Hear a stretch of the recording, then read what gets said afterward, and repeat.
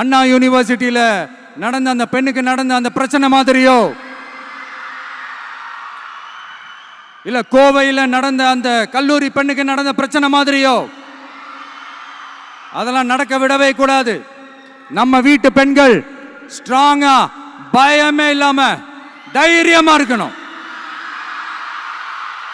இதை எப்படி செயல்படுத்த போறோன்றது முன்னாடி சொன்ன மாதிரி நம்மளுடைய தேர்தல் அறிக்கையில் அதுக்கான விளக்கத்தை ரொம்ப டீட்டெயில்டாக கொடுப்போம்.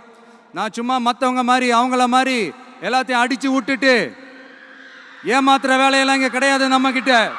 நான் மறுபடியும் சொல்றேன், நம்ம அரசியலுக்கு வந்தது உங்களுக்கு நல்லது நல்லது நல்லது மட்டுமே செய்யறது தான். எங்களுக்கு வேற எந்த அஜெண்டாவும் கிடையாது. அதனாலதான் பாத்தீங்கன்னா கொள்கை எதிரி யாரு, அரசியல் எதிரி யாருன்னு திட்டவட்டமா சொல்லிட்டு அது வெளியே சொல்லிட்டு களத்துக்கு வந்திருக்கிறோம். அதுல எந்த விதமான குழப்பமோ எந்த விதமான ஊசலாட்டமோ எதுவுமே இருக்க போறதில்லை.